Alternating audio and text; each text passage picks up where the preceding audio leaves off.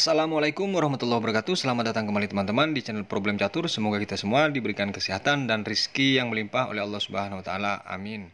Pembukaan Gambit Raja kali ini teman-teman dimainkan oleh Magnus Carlsen di saat bertemu dengan Wang Yu di Kings Tournament Cup 2010. Dan ini di babak keempat teman-teman. Dimulai dari 4 oleh Carlsen. E5 dibalas F4. Dan di sini teman-teman tidak diterima dengan menaikkan D5 oleh hitam.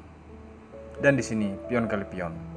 Dan ternyata jawaban dari Wang Yu, pion memukul F4, kuda F3 dan kuda F6. Dibalas dengan gajah C4 untuk melindungi pion yang di D5 tentunya. Di sini dipukul teman-teman. Di saat dipukul ini, Carlsen langsung rokade pendek. Gajah ke 7 dan di sini gajah kali kuda dan dipukul oleh menteri. Kuda C3. Dibalas dengan menteri ke 8 lagi, D4. Rokade gajah di sini mukul pion. Dengan varian Abbasiyah Defend dimainkan oleh hitam teman-teman. Gajah F5, menteri E2 dan gajah ke D6. Setelah mengajak pertukaran sekaligus akan mengancam menteri nantinya. Di sini diterima oleh Carlsen. Dipukul oleh menteri dan kuda ke B5. Langkah menarik dari kuda B5 nih teman-teman.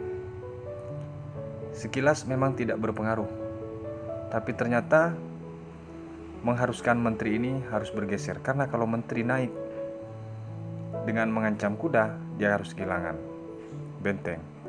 Atau sebaliknya, dia hanya lari ke D7, maka akan disusul dengan benteng dan kuda naik lagi ke E5 teman-teman. Jawaban dari hitam, menteri ke D8, C4, A6 dan kuda ke C3 lagi. D7 kuda dan benteng ke D1. Gajah G6, menteri F2 dibalas dengan benteng ke E8. H3, benteng C8 dibalas dengan benteng ke E1. Carlsen ingin menyederhanakan permainan. Langsung diterima oleh hitam. Dipukul oleh benteng C6. D5 dibalas dengan kuda F6 dan menteri ke D4. Pion kali pion, kuda kali pion. Mengajak pertukaran tentu tujuannya lagi-lagi dari Carlsen tidak mau ribet atau menyederhanakan permainan teman-teman. Diterima dan dipukul oleh pion.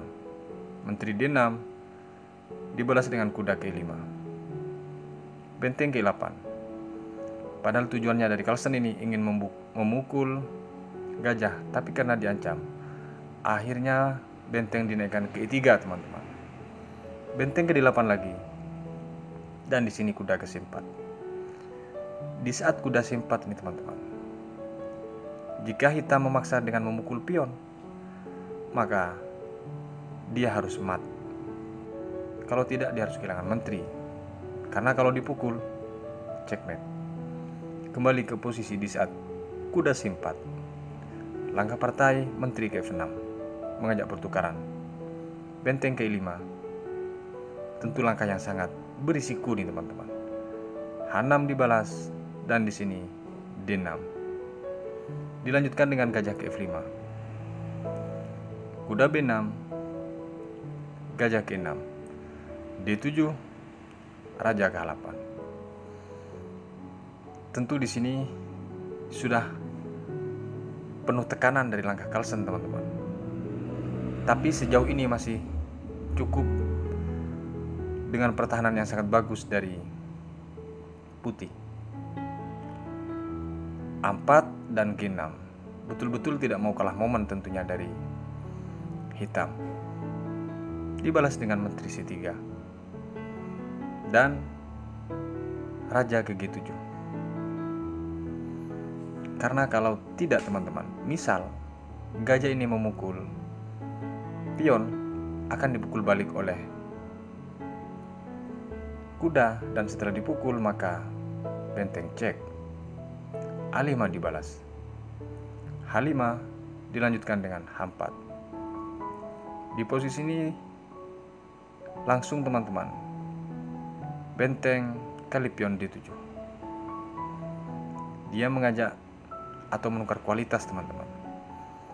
Karena merasa terpenjara bentengnya, akhirnya ditukar, dipukul oleh kuda dan dipukul oleh gajah.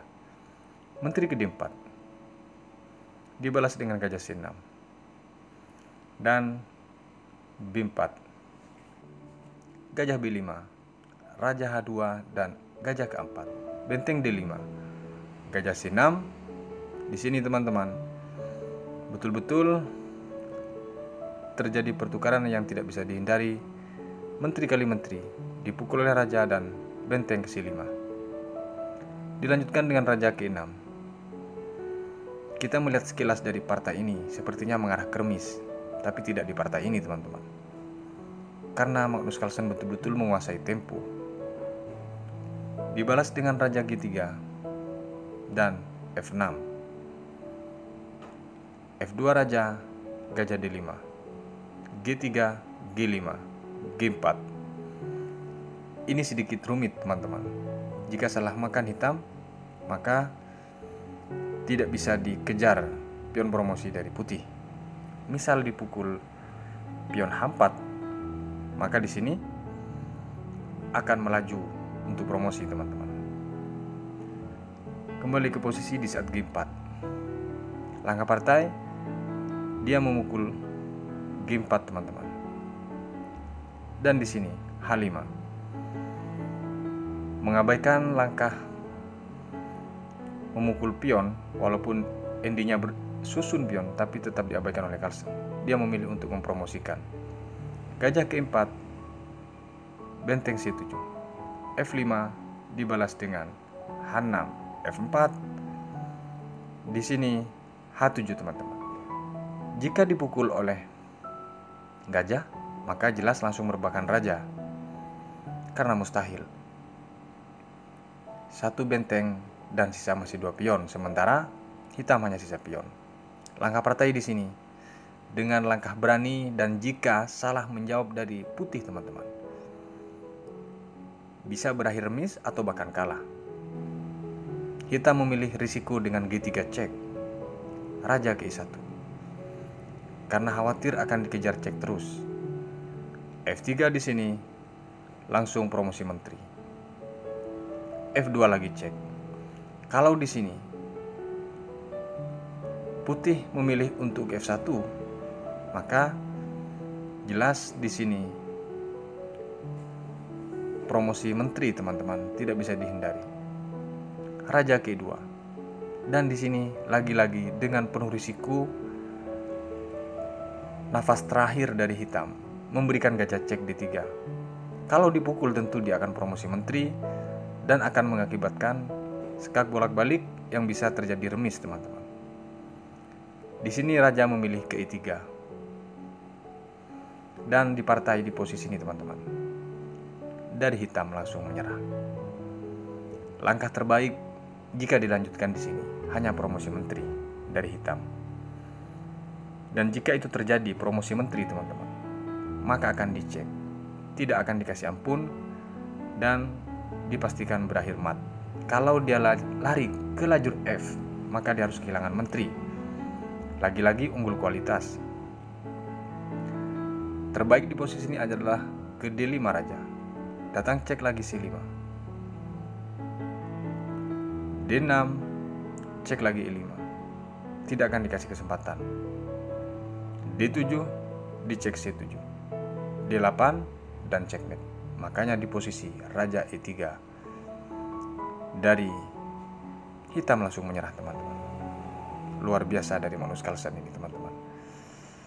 Semoga bermanfaat pembukaan Gambit Raja ini dari Grandmaster Superpower abad ini. Sampai berjumpa di video berikutnya. Wassalamualaikum warahmatullahi wabarakatuh.